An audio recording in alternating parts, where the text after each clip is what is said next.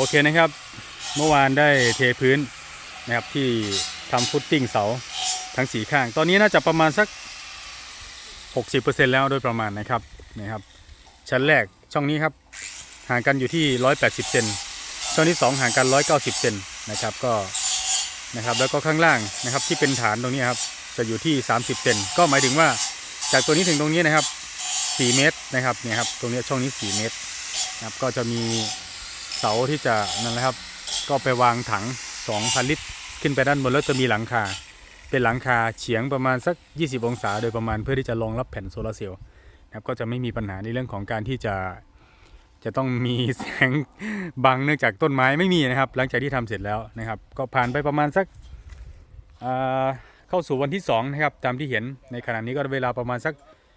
บ่ายโมงครึ่งโดยประมาณนะครับนี่ครับค่อนข้างจะเร็วนะครับทีมงานชุดนี้เดี๋ยวเสร็จแล้วเดี๋ยวเราจะมาดูผลงานแบบละเอียดครับตอนนี้พาทุกคนได้มาดูแบบเบื้องต้นกันก่อนนะครับเดี๋ยวก็เสร็จละนะครับเดี๋ยวว่าเสร็จแล้วมันจะเป็นอย่างไรนะครับตอนนี้มีการถักเพื่อที่จะให้โครงสร้างมันแข็งแรงนะครับเนี่ยซิกแซกเป็นรูปตัว A นะครับบางคนก็สงสัยทำไมไม่เป็นตัว X ตัว X มันจะยุ่งยากมันวุ่นวายแต่ว่าตัว A ค่อนข้างจะโอเคกว่าประมาณนั้นแหละนะครับโอเคเดี๋ยวเรามาดูกันอีกทีครับผมอันนี้ก็พาทุกคนได้มาติดตามดูเรื่อยๆนะครับ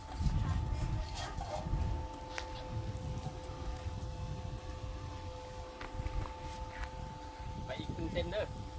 ไปอีกครึ่งเส้นคนนั้นตัวตะกี้นะ ครึ่งเส้น